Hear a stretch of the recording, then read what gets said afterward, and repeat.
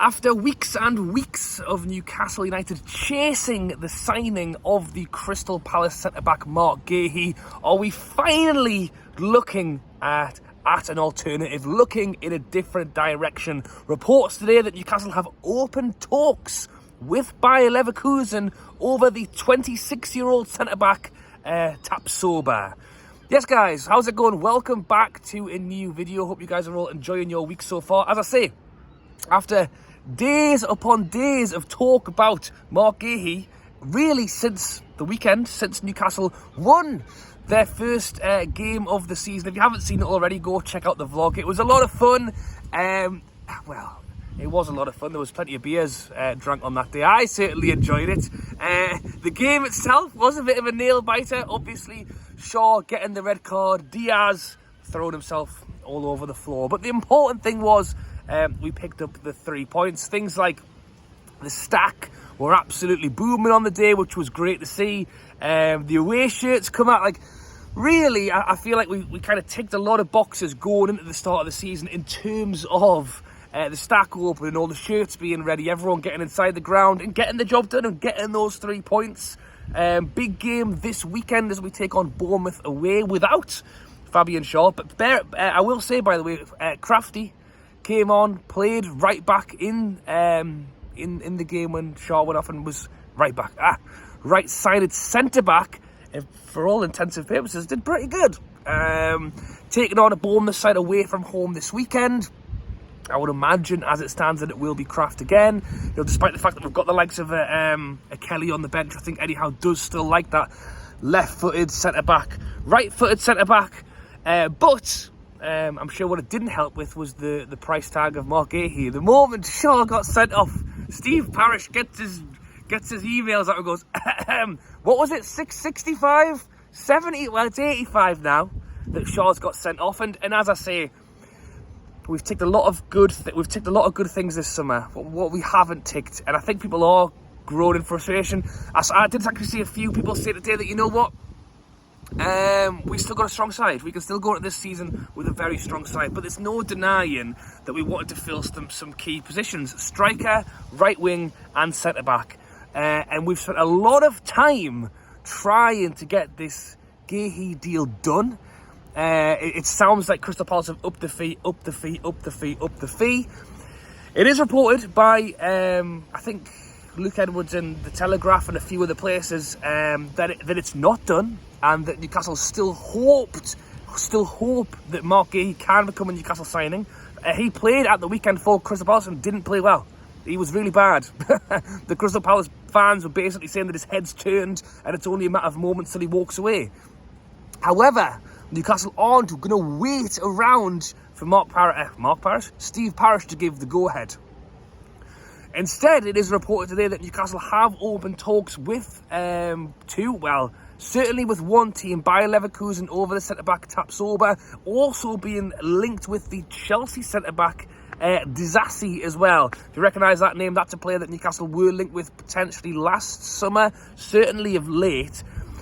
It's been a frustration that the Guehi deal has just rolled on and on and on. And I appreciate that it's someone that Newcastle are extremely keen on. And I will still caveat this video by saying that if he is announced as a Newcastle player tomorrow, I will be happy, because he's a very good player, especially when you look at Shaw getting sent off and Kraft coming in, who, as I said, did a good job. To know that he is, that Kraft is pretty much the backup right back, centre back. We need somebody else there.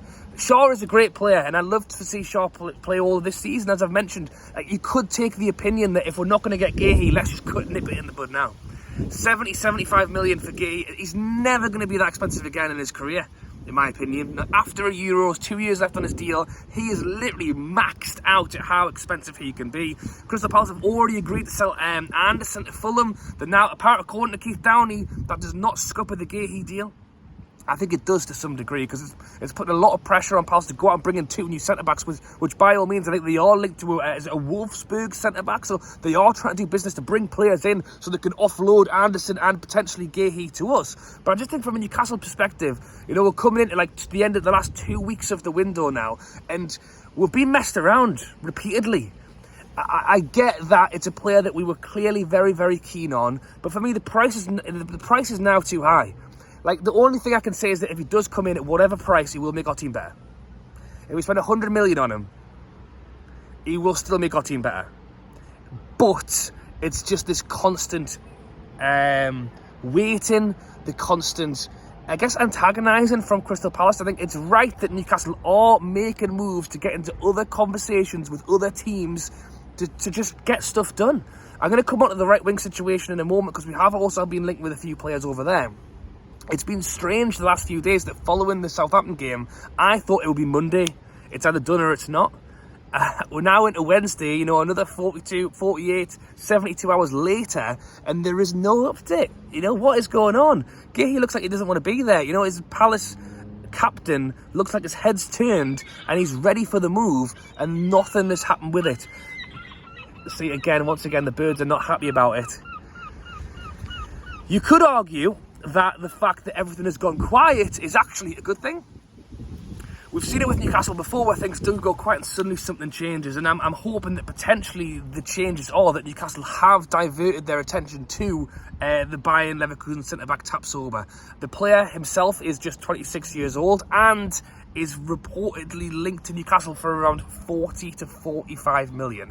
I think you can talk about Guehi being a statement signing. It's 70 million or whatever the hell Parish wants for him now. I think the likes of a Tapsoba, who's clearly a very talented centre-back, will definitely be an improvement for us, is a statement signing on his own. I think he will be a statement as well. The other centre-back is Disasi. Less sure on that one. That's a player that we were linked with a couple of seasons ago or a season ago. Everyone was quite keen on. Got to Chelsea. Has not set the world like 40 million. He went to Chelsea for 40 million on a 6-year deal. Has not set the world alight to the point where he's not really getting a game. To add to that, Tosin. Anybody remember him? The Fulham defender that on the free transfer that Newcastle were linked with chose to go to Chelsea. Has not been included in their Europe squad.